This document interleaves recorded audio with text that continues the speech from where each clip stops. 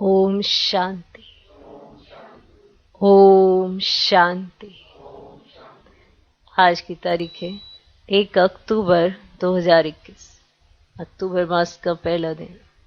साकार महावाक्य। बाबा कहते, मीठे बच्चे, तुम बहुत ऊंच जाति के हो। तुम बहुत ऊंच जाति के हो।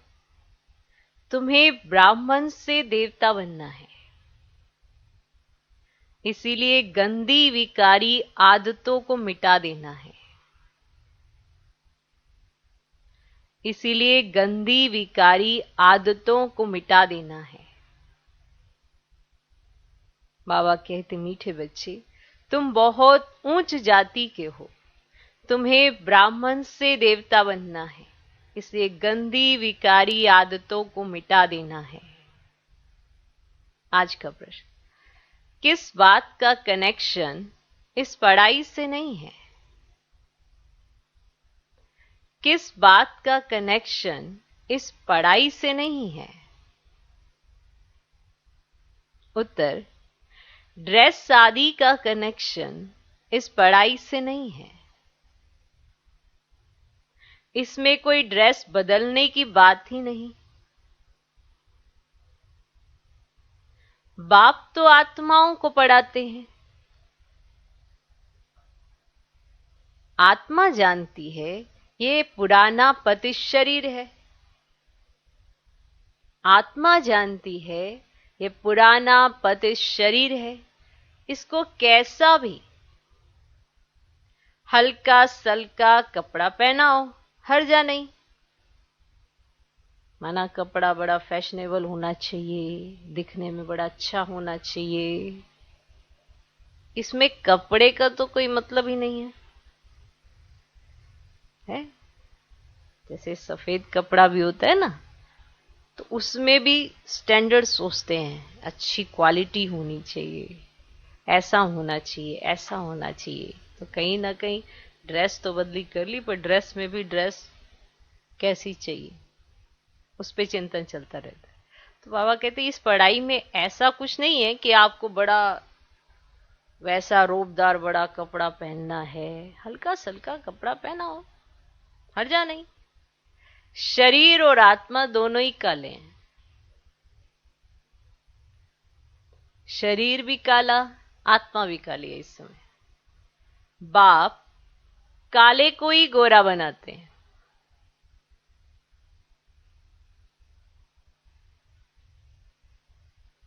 तो किस बात का कनेक्शन इस पढ़ाई से नहीं है? क्लियर हो गया कि ड्रेस आपने कैसी एकदम बहुत चमकीली, दूर से ऐसे लाइटें निकलती हों, ऐसी ड्रेस नहीं पहनी। इसमें ड्रेस का कोई मतलब नहीं है, ये तो पढ़ाई है। क्योंकि बाबा तो आत्माओं को पढ़ा रहे हैं ना। तो बाप तो आत्माओं को पढ़ाते हैं। आत्मा जानती है पुराना पतित शरीर है, इसको कैसा भी हल्का सल्का कपड़ा पहनाओ, हर्जा नहीं। शरीर और आत्मा दोनों ही काले हैं। बाप काले को ही गोरा बनाते हैं। ठीक। ओम शांति। रूहानी बाप के सामने रूहानी बच्चे बैठे हैं, रूहानी पाठशाला में। ये जिस्मानी पाठशाला नहीं है।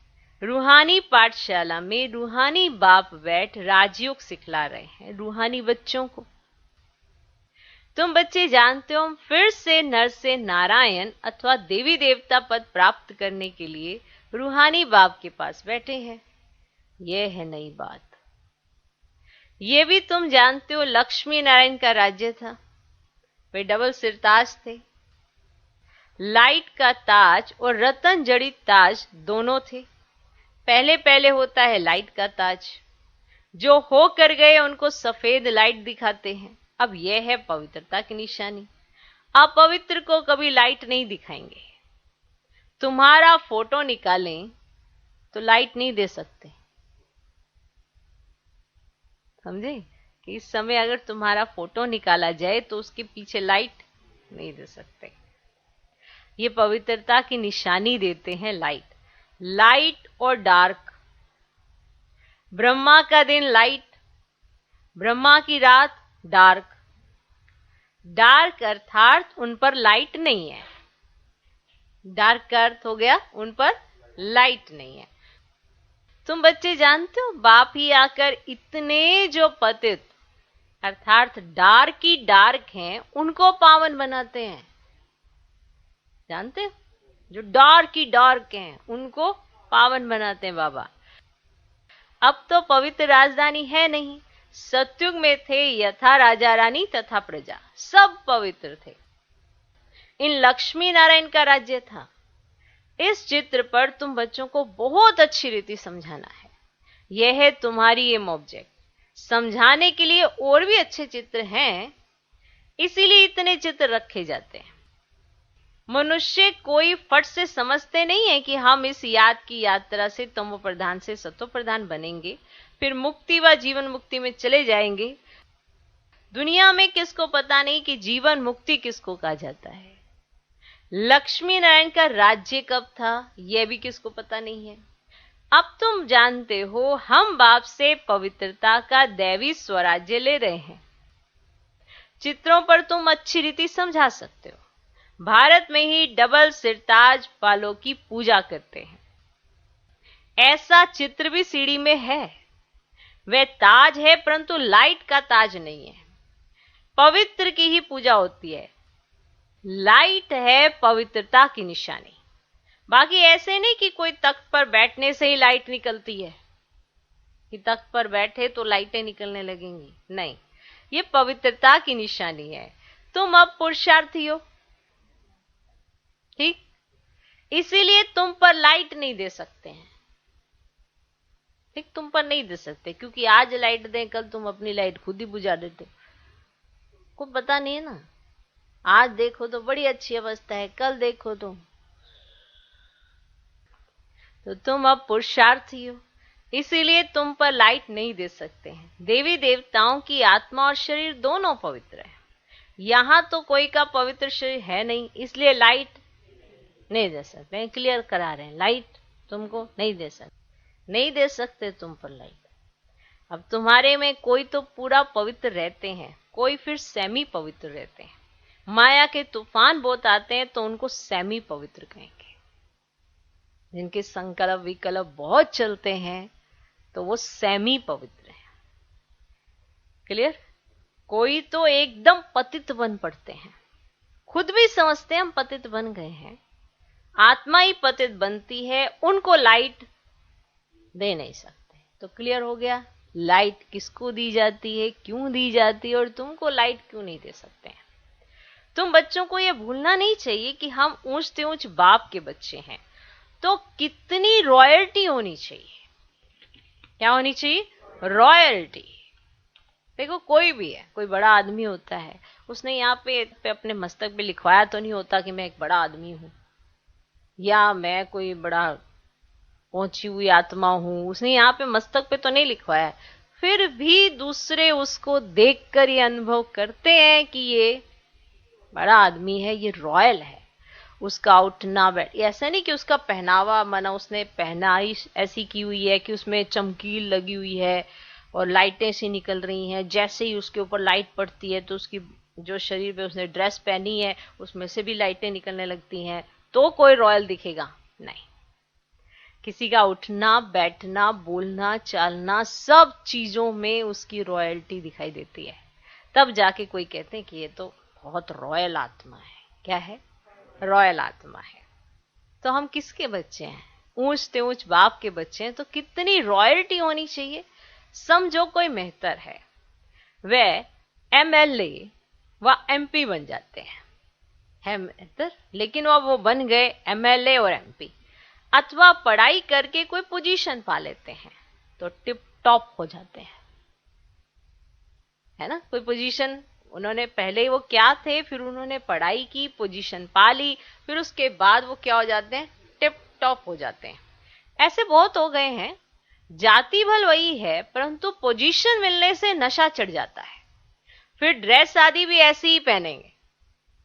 वैसे अब तुम भी पढ़ रहे हो पति से पावन बनने के लिए, वह भी पढ़ाई से डॉक्टर बैरिस्टर आदि बनते हैं, परंतु पति तो है ना, क्योंकि उन्हों की पढ़ाई कोई पावन बनने के लिए नहीं है। तुम तो जानते हो भविष्य में पवित्र देवी देवता बनते हैं, तो शूद्रपने की आदतें मिटती जाएंगी। अंदर में यह नशा रहना चाहिए कि हमको परमपिता परमात्मा डबल सिरताज बनाते हैं। हम शूद्र से ब्राह्मण बनते हैं, फिर देवता बनेंगे, तो फिर वह गंदी विकारी आदतें मिट जाती है। आसुरी चीजें सब छोड़नी पड़े, मेहतर से एमपी बन जाते हैं, तो रहन सहन मकान आदि सब फर्स्ट क्लास बन जाते हैं। मेहतर से वो एमपी बन गए, तो उनका रहना सहना करना, मकान, वहां का फर्नीचर, सब कुछ वो क्या बना लेते हैं? First class. उन्हों का तो है इस समय के लिए, तुम तो जानते हो कि हम भविष्य में क्या बनने वाले। आपको तो पता है ना कि आप भविष्य में क्या बनने वाले हो, तो इस समय के आपके संस्कार, आपकी रॉयल्टी कैसी होनी चाहिए। आपकी बोलों से पता चलता है कि आप कितनी रॉयल आत्मा हो। अगर आप किसी के साथ व्यवहार में कैसे आते हो, तो वहीं से पता चलता है कि ये पढ़ा लिखा भी है या अनपढ़ी है। उसके बात करने के ढंग से पता चल जाता है ना। तो हमें तो कितना रॉयल होना चाहिए। हम हैं किसकी संतान? क्लियर? तो जैसे वो मेहतर से एमपी बन जाते हैं, तो उनका रहना सहना मकान आदि फर्स्ट क्लास हो जाते हैं। उन्हों का तो है इस समय के लिए, तुम तो जानते हो ना कि भविष्य में के लिए क्या बनने वाले हैं। क्या? तो अपने साथ ऐसी ऐसी बातें करनी चाहिए, अपनी चेकिंग जरूर करनी चाहिए कि किस तरह का व्यवहार है मेरा, किस तरह की चलन है मेरी, है ना। हर बात में अगर मजाक ही उड़ा देते हो तो भी आप सेंसिबल नहीं नजर आते हो, और अगर आप हर बात में सीरियस ही रहते हो तो भी आप सेंसिबल नहीं नजर आते हो। माना रॉयल्टी चाहिए। क्या चाहिए? रॉयल्टी। कि आप अगर दो शब्द भी बोलो तो उसमें भाव स्पष्ट होना चाहिए, और जो बोलो उसका कुछ अर्थ होना चाहिए, व्यर्थ नहीं। बिना मतलब पे कुछ भी मत बोलते रहो। इसलिए कहा जाता है जो रॉयल व्यक्ति होता है वो कम बोलता है, धीरे बोलता है, मीठा बोलता है। उसका कारण क्या है? क्योंकि उसके पास अपने समय की बड़ी वैल्यू होती है, और वो अपने एक एक समय को बड़ा कीमती समझता है, इसीलिए उसका बहुत सदुपयोग करता है। ऐसे नहीं कि शुरू हुआ तो शुरू ही हो गया, इस तरह से नहीं। तो आप अपने साथ ऐसे बातें करो। तो आज बाबा यही बताना चाहते हैं कि आपका यहाँ पे जो पढ़ाई है उसमें कोई ड्रेस का महत्व नहीं है कि आप कोई ऐसे बहुत रॉयल सी ड्रेस पहन के, माना चाहे व्हाइट ही ड्रेस हो, उसको बहुत ऐसा चमकीला चमकीला बना के उससे आप रॉयल्टी शो करें, उससे कुछ नहीं होता। चाहे दुनिया में लोग ऐसे ही करते हैं, अपना पहनावा चेंज कर देते हैं, तो दुनिया में समझते हैं कि अरे ये तो माना आप देखो पहले क्या थे अब क्या बन गए हैं। तो आपको तो ये समझना है ना कि आपको बनना क्या है। तो इस समय आपके अंदर वो संस्कार आने चाहिए। इस समय आपके ब्राह्मणों के अंदर लक्ष्मी नारायण जो आपका एम ऑब्जेक्ट है, वैसे संस्कार आपके अंदर होने चाहिए। ठीक? तो शूद्र बने की आदतें मिटती जाएंगी। अंदर में नशा रहना चाहिए कि हमको परमपिता परमात्मा डबल सिरताज बनाते हैं। हम शूद्र से ब्राह्मण बनते हैं, फिर देवता बनेंगे, तो फिर वे गंदी विकारी आदतें मिट जाती हैं। आसुरी चीजें सब छोड़नी पड़े। जो भी आसुरी चीजें हैं वो आपको सब छोड़नी पड़े। मेहतर से एमपी बन जाते हैं, तो रहन सहन मकान आदि सब फर्स्ट क्लास हो जाते हैं। तो उस समय ऐसी ऐसी अपने साथ बातें करनी चाहिए। हम क्या थे, हम अभी क्या बने हैं। तुम भी शूद्र जाति के थे, अब विश्व के मालिक बनते हो। इसलिए ऐसा नहीं कि आप पहले क्या थे ये याद ही नहीं रखोगे। याद रखना पहले क्या थे और आज क्या हो। आज का नशा जरूर रखो, लेकिन याद भी रखो कि वहीं से आए हो, तो मूल्य समझ में आएगा। ठीक? कि हम क्या थे, बाबा ने किस तरह से हमारा साथ दिया है, कैसे अपनी गोद में बिठाया है, ये सब याद रहना चाहिए। तुम भी शूद्र जाति के थे, अब विश्व के मालिक बनते हो। जब कोई ऊंच पद पाता है तो फिर वह फकुर रहता है। तो तुम भी थे कौन? पति छीछी थे, अब तुमको भगवान पढ़ाकर बेहद का मालिक बनाते हैं। ये भी तुम समझते हो परम पिता परमात्मा जरूर यहां ही आकर राजयोग सिखलाएंगे? मूल वतन व सूक्ष्म वतन में तो नहीं सिखलाएंगे ना। अब दूर देश के रहने वाली आत्माएं तुम सब हो, यहां आकर पाठ बजाती हो। 84 जन्मों का पाठ बजाना ही है। अब वह तो कह देते हैं 84 लाख क्यों नहीं आ। अब कितना घोर अंधियारे में है। अभी तुम समझते हो 5000 वर्ष पहले हम देवी देवता थे, अब तो पतित बन गए हैं। गाते भी हैं, हे पतित पावन आओ हमको पावन बनाओ, परंतु समझते नहीं है। अभी बाप स्वयं पावन बनाने आए हैं, राजयोग सिखा रहे हैं। पढ़ाई बिगर कोई ऊंच पद पा नहीं सकते। तुम जानते हो बाबा हमको पढ़ाकर नर से नारायण बनाते हैं। एम ऑब्जेक्ट सामने खड़ी है। प्रजापद कोई एम ऑब्जेक्ट नहीं है। चित्र भी लक्ष्मी नारायण का है। ऐसे चित्र देखो, चित्र कितना सुंदर। देख लो अपने लक्ष्य, देख लो। कई बार भूल जाते हैं ना अपना लक्ष्य, कि हमारा लक्ष्य क्या है, हमें बनना क्या है। फिर अपने व्यवहार पर, स्वभाव पर ध्यान नहीं देते। हमारा लक्ष्य क्या है, इतनी रॉयल्टी होनी चाहिए। तो चित्र भी लक्ष्मी नारायण का है। ऐसे चित्र कहां रख पढ़ाते होंगे? है कोई ऐसी जगह? और तुम्हारी बुद्धि में सारी नॉलेज है। हम 84 जन्म ले पतित बने हैं। सीढ़ी का चित्र बड़ा अच्छा है। ये पतित दुनिया है ना, इसमें साधु संत सब आ जाते हैं। वे खुद भी गाते रहते हैं कि पतित पावन आओ। पतित दुनिया को पावन दुनिया नहीं कहेंगे। नई दुनिया है पावन दुनिया। पुरानी पतित दुनिया में कोई पावन रह ना सके। तो तुम बच्चों को तो कितना नशा रहना चाहिए। हम गॉड फादरली स्टूडेंट हैं, ईश्वर हमको पढ़ाते हैं, तो तुम बच्चों को कितना नशा रहना चाहिए। गरीबों को ही बाप आकर पढ़ाते हैं। गरीबों के कपड़े आदि मैले होते हैं ना। तुम्हारी आत्मा तो पढ़ती है ना। आत्मा जानती है पुराना शरीर है, इनको तो हल्का सल्का कोई भी कपड़ा पहनाया तो हर्जा नहीं है। इसमें कोई ड्रेस आदि बदलने की व भभका करने की बात नहीं है कि हमें तो क्लास में जाना है कि भैया अच्छी रॉयल एकदम चमकीली सी व्हाइट ड्रेस होनी चाहिए, चमक हमारे ऐसे, तभी तो पता चलेगा हम कितने रॉयल हैं। इसमें कोई ड्रेस आदि बदलने की व भभका करने की बात नहीं है। ड्रेस के साथ कोई कनेक्शन ही नहीं। बाप तो आत्माओं को पढ़ाते हैं, शरीर तो पतित है। इन पर कितना भी अच्छा कपड़ा पहनो, शरीर पतित है, इस पर कितना भी अच्छा कपड़ा पहनो, परंतु आत्मा और शरीर पतित है ना। कृष्ण को सांवरा दिखाते हैं ना, उनकी आत्मा और शरीर दोनों काले थे। गावड़े का छोरा था, तुम सब गावड़े के छोरे थे। दुनिया में मनुष्य मात्र निधन के थे, बाप को जानते ही नहीं। हद का बाप तो सबको है। बेहद का बाप तुम ब्राह्मणों को ही मिला है। अब बेहद का बाप तुमको राजयोग सिखला रहे हैं, भक्ति और ज्ञान। भक्ति का जब अंत हो तब फिर बाप आकर ज्ञान दे, और अभी है अंत। सत्युग में ये कुछ भी होता नहीं। अभी पुरानी दुनिया का विनाश आकर पहुंचा है। पावन दुनिया को स्वर्ग कहा जाता है। चित्रों में कितना क्लियर समझाया जाता है। राधे कृष्ण ही फिर लक्ष्मी नारायण बनते हैं, यह भी किसको पता नहीं है। तुम जानते हो दोनों ही अलग अलग राजधानी के थे। तुमने स्वर्ग का स्वयंवर भी देखा है। पाकिस्तान में तुम बच्चों को बहलाने के लिए सब साज थे, सब साक्षात्कार तुमको होते थे। अभी तुम जानते हो हम राजयोग सीख रहे हैं, यह भूलना नहीं चाहिए। भल रसोई का काम करते हैं अथवा बर्तन मांजते हैं, परंतु पढ़ती तो सबकी आत्मा है ना।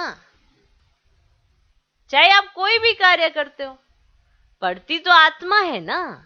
यहां सब आकर बैठते हैं, इसलिए बड़े बड़े आदमी आते नहीं है। समझते हैं यहां तो सब गरीब ही है, इसलिए लज्जा आती है। अब बाप तो है ही गरीब निवाज। कोई कोई सेंटर्स पर मेहतर भी आते हैं, कोई मुसलमान भी आते हैं। बाप कहते हैं देह के सब धर्म छोड़ो, ये नहीं कि इस सेंटर पर ये जाते हैं तो हमने नहीं जाना। आप सेंटर पर बाप के लिए जाते हो या यहाँ जितने आते हैं उनके लिए जाते हो?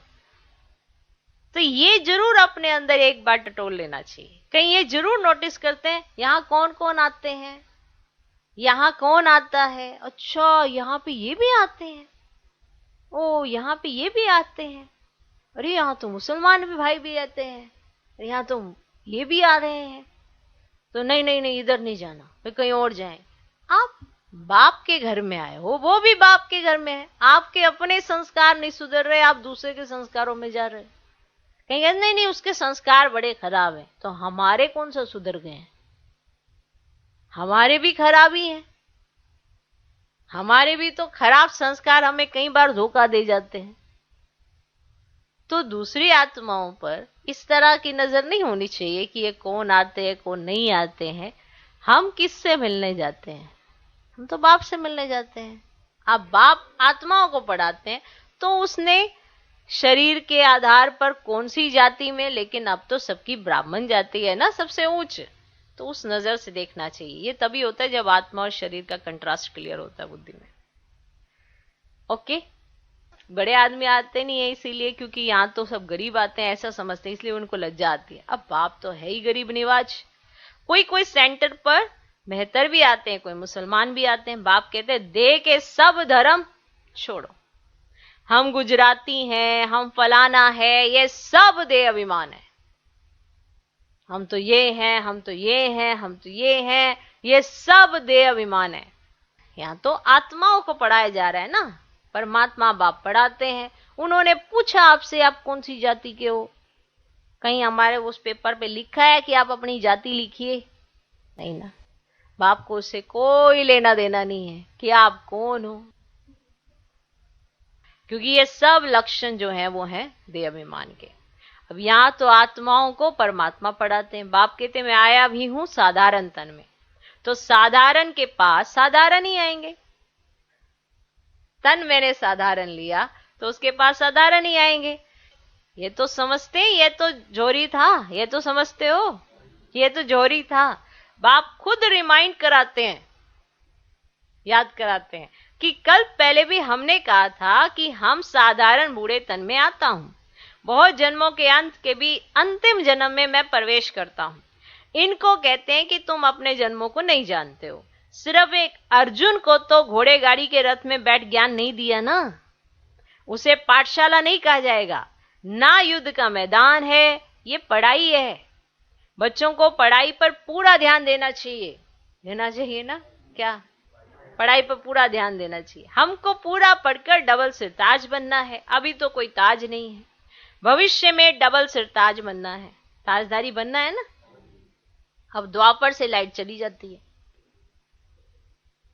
द्वापर से आपकी लाइट चली जाती है। देखो शुरुआत वहीं से लाइट और डार्क से हुई थी, तो वहीं पर आ जाओ। द्वापर से आपकी लाइट चली जाती है और सत्युग में आपकी लाइट आ जाती है, इसलिए वहां पे ना लाइटें जलाने की जरूरत नहीं पड़ती, आप खुद ही एक लाइट लेके घूम रहे हो। और द्वापर से आपकी लाइटें चली जाती हैं, फिर आर्टिफिशियल चीजें शुरू हो जाती हैं। तो द्वापर से लाइट चली जाती है तो फिर आप सिंगल ताज रहता है। सिंगल ताज वाले डबल ताज वालों को पूजते हैं। ये भी निशानी जरूर होनी चाहिए। बाबा चित्रों के लिए डायरेक्शन देते रहते हैं, तो चित्र बनाने वालों को तो मुरली पर बहुत अटेंशन देना पड़े। जो चित्र बनाते हैं उनको बहुत अटेंशन देना चाहिए, बाबा ने इस पॉइंट पर ऐसे समझाया, तो वो करेक्शन कर सकते हैं चित्रों में। चित्रों पर किसी को भी समझाना बड़ा सहज होता है। जैसे कॉलेज में नक्शे पर दिखाएंगे तो बुद्धि में आ जाएगा ना, यूरोप उस तरफ है, आइलैंड है, लंदन उस तरफ है। नक्शा ही नहीं देखा होगा तो उनको क्या पता यूरोप कहाँ है। नक्शा देखने से झट बुद्धि में आ जाएगा। अब तुम जानते हो कि ऊपर में है पूज्य डबल सिर ताज देवी देवताएं, फिर नीचे आते हैं तो पुजारी बनते हैं। अब सीढ़ी उतरते हैं ना, ये सीढ़ी तो बड़ी सहज है, जो कोई भी समझ सकते, परंतु कोई कोई की बुद्धि में कुछ बैठता ही नहीं है। तकदीर ही ऐसी है।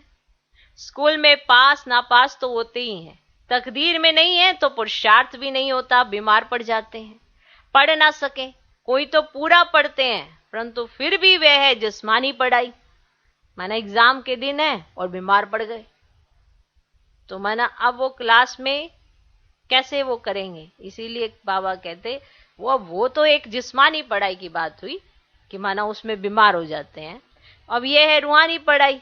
अब इसके लिए तो सोने की बुद्धि चाहिए, बुद्धि सोने की चाहिए, है ना। उसके अंदर विचार बड़े शुद्ध होने चाहिए, सोने की बुद्धि चाहिए।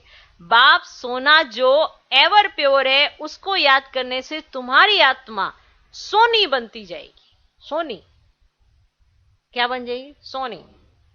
सोनी कहा जाता है कि यह तो एक जैसे एकदम टिक्कर बुद्धि है।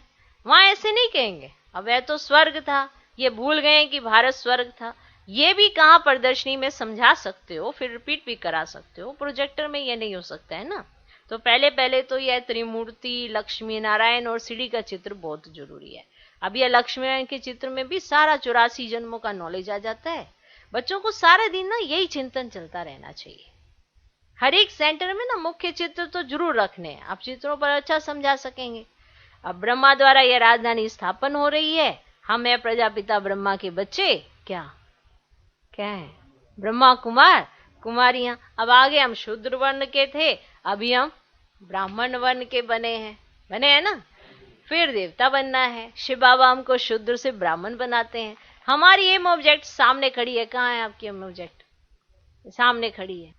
ये लक्ष्मी नारायण स्वर्ग के मालिक थे, फिर ये सीढ़ी कैसे उतरे, क्या से क्या बन जाते? एकदम जैसे बुद्धू बन जाते हैं, एकदम जैसे ना बुद्धू बन जाते हैं। ये लक्ष्मी नारायण भारत में राज्य करते थे। अब भारतवासियों को पता होना चाहिए ना, फिर क्या हुआ, कहां चले गए? क्या इनों पर कोई नहीं जीत पाई? उन्होंने लड़ाई में कोई को हराया ना, कोई से जीता ना हारा। यह तो सारी माया की बात है। माया रावण राज्य शुरू हुआ और 5 विकारों में गिर राजाई गवाई, फिर 5 विकारों पर जीत पाने से वे बनते हैं। अब यह रावण राज्य का भवका, हम गुप्त रीति अपनी राजधानी स्थापन कर रहे हैं। तुम कितने साधारण हो, कितने साधारण हो। अब पढ़ाने वाला कितना ऊंच से ऊंच है, और निराकार बाप पति शरीर में आकर बच्चों को ऐसा बनाते हैं, ऐसा। लक्ष्मी नारायण दूर देश से पति दुनिया पति शरीर में आते हैं, सो भी अपने को लक्ष्मी नारायण नहीं बनाते, तुम बच्चों को बनाते हैं। माना बाबा इतनी दूर से आता, और आता भी कहां? तो दूर देश से आते कहां है और किसको बनाने आते हैं? तुम बच्चों को बनाने आते हैं। खुद नहीं बनते लक्ष्मी नारायण, तो तुम बच्चों को बनाते हैं, परंतु पूरा पुरुषार्थ नहीं करते हो बनने के लिए। दिन रात पढ़ना और पढ़ाना है। बाबा दिन प्रतिदिन बड़ी सहज युक्तियां समझाते रहते हैं। लक्ष्मी नारायण से ही शुरू करना चाहिए। उन्होंने 84 जन्म कैसे लिए, फिर अंतिम जन्म में पढ़ रहे हैं, फिर उन्होंने डिनाइस्टी बनती है। माना अगर प्रदर्शनी समझाने लगते हो तो सबसे पहला चित्र जो होता है वो लक्ष्मी नारायण। तो कितनी समझने की बातें हैं और समझाने की भी बातें हैं। अब चित्रों के लिए बाबा डायरेक्शन देते हैं। कोई चित्र तैयार किया, झट बाबा के पास भाग आना चाहिए। बाबा करेक्शन कर सब डायरेक्शन दे देंगे। बाबा कहते मैं सांवल शाह हूं, हुंडी भर जाएगी, कोई बात की परवाह नहीं है। इतने ढेर बच्चे बैठे हैं, बाबा जानते हैं किससे हुंडी भरा सकते हैं। बाबा ये जानते हैं कि हुंडी किससे भरवा सकते हैं। हुंडी होते भंडारी। अगर भंडारी भरी होगी तभी तो व्यवस्था होगी, तभी कुछ माना कारोबार आगे चलेगा, स्थान लिया जाएगा। फिर इसीलिए बाबा कहते आप चिंता नहीं करो, किसको टच कराना है वो भी बाबा जानता है। कहीं कहते हैं हम बहुत कुछ करते हैं, हम बहुत कुछ करना भी चाहते हैं, लेकिन आप अपनी तरफ से अगर करना चाहते हैं बहुत अच्छी बात है, लेकिन हमेशा याद रखना कि बाबा अगर आपको टच कर रहा है, आपको कोई ऐसा संकल्प आ रहा है तो कर लेना चाहिए, क्योंकि वो आप नहीं कर रहे हैं, वो बाबा करा रहा है। तो जब बाबा कराता है तो बड़ा कार्य ना सहज हो जाता है। जब अपने आप से सोचते हो ना कि किसी को देख के करते हो, जैसे किसी ने किया फिर आपने उसको कॉपी करना है, तो आपके लिए सहज नहीं होगा, क्योंकि आप करना तो चाहेंगे पर आप कर नहीं पाएंगे, विघ्न भी साथ में ही आ जाएंगे। लेकिन जब बाबा टच कराता है और आपको संकल्प पहले आता है और फिर आप निर्संकल्प होकर उस कार्य को करते हैं, तो आपका कार्य बिल्कुल निर्विघ्न अवस्था में हो जाता है। इसे कहते हैं बाबा ने टच कराया। कहीं ये समझते हैं कि अरे मुझे संकल्प तो आ रहा है, जैसे मान लो किसी ने कुछ सोचा कि अभी ना मुझे ऐसा कुछ करना है, वो सोचता है, फिर वो कर लेता है, फिर कोई और व्यक्ति उसको देखता है कि अरे अच्छा इसने ऐसा किया है, मैं भी ऐसा करूंगा। अब वो सिर्फ दिखाने के लिए कर रहा है, दिखाने के लिए कि उसने ऐसा किया मैं भी ऐसा करूंगा। तो देखना उसके कार्य में विघ्न बहुत आ जाते हैं।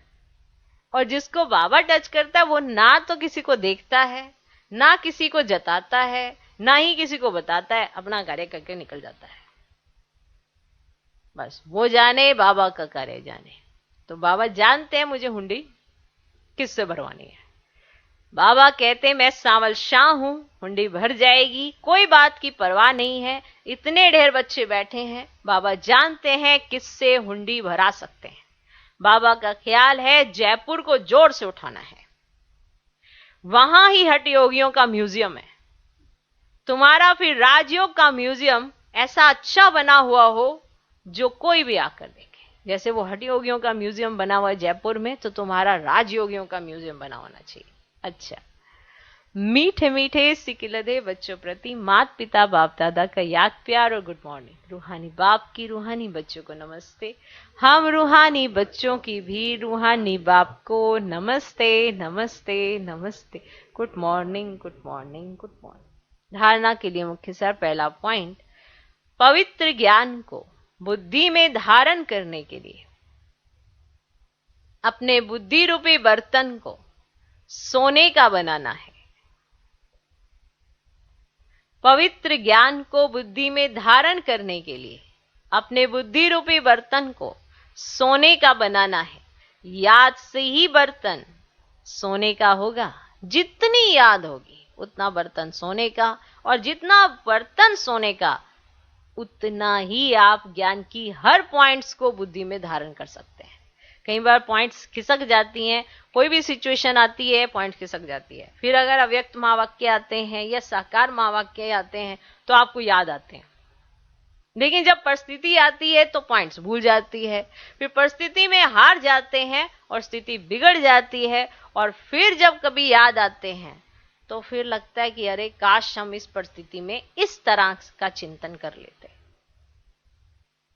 तो परिस्थितियां ना आए ऐसा तो जीवन ही नहीं है ना। जीवन का मतलब ये परिस्थितियों से तो आत्मा घिरी हुई है, और इस समय रावण का राज्य है तो चारों तरफ से परिस्थितियां आएंगी, एक तरफ से कभी नहीं आती हैं, चारों तरफ से आएंगी। परिस्थिति को बनाए रखना, हर सिचुएशन को उस तरह से हैंडल करना, उसके लिए आपकी बुद्धि बाबा के साथ लगी होनी बड़ी जरूरी है, तब जाके हमारे को शक्ति मिलती है। इसीलिए कहा बुद्धि जो है वो सोने का बर्तन होनी चाहिए जिसके अंदर ज्ञान की धारणा हो सके, और जब ज्ञान की धारणा हो जाती है तो परिस्थिति पर आपकी जीत होती है, परिस्थिति आपको हरा नहीं सकती। पवित्र ज्ञान को बुद्धि में धारण करने के लिए आपने बुद्धि रूपी बर्तन को सोने का बनाना है। याद से ही बर्तन सोने का होगा। दूसरा पॉइंट, अभी ब्राह्मण बने हैं इसलिए शूद्र पने की सब आदतें मिटा देनी है। अभी ब्राह्मण बने हैं इसीलिए शूद्र पने की सब आदतें मिटा देनी है। बहुत रॉयल्टी से रहना है, बहुत रॉयल्टी से रहना है। हम विश्व के मालिक बन रहे हैं, इस नशे में रहना है। अभी ब्राह्मण बने हैं इसलिए शूद्र बने की सब आदतें मिटा देनी है, बहुत रॉयल्टी से रहना है। हम विश्व के मालिक बन रहे हैं, इस नशे में रहना है।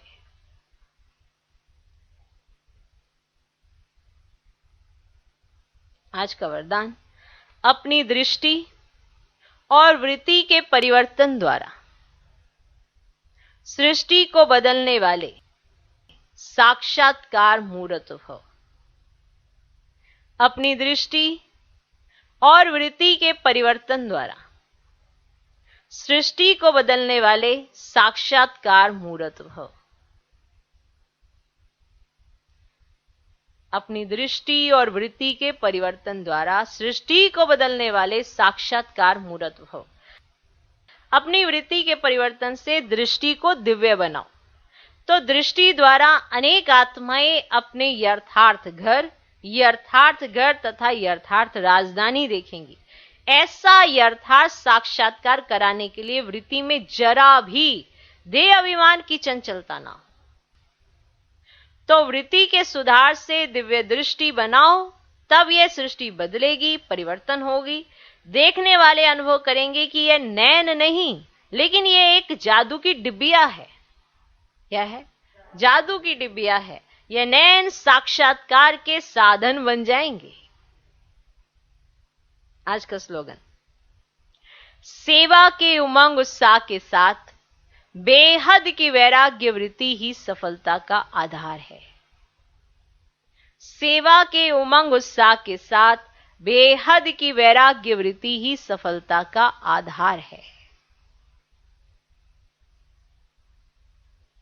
सेवा के उमंग उत्साह के साथ बेहद की वैराग्य वृत्ति ही सफलता का आधार है। ओम शांति।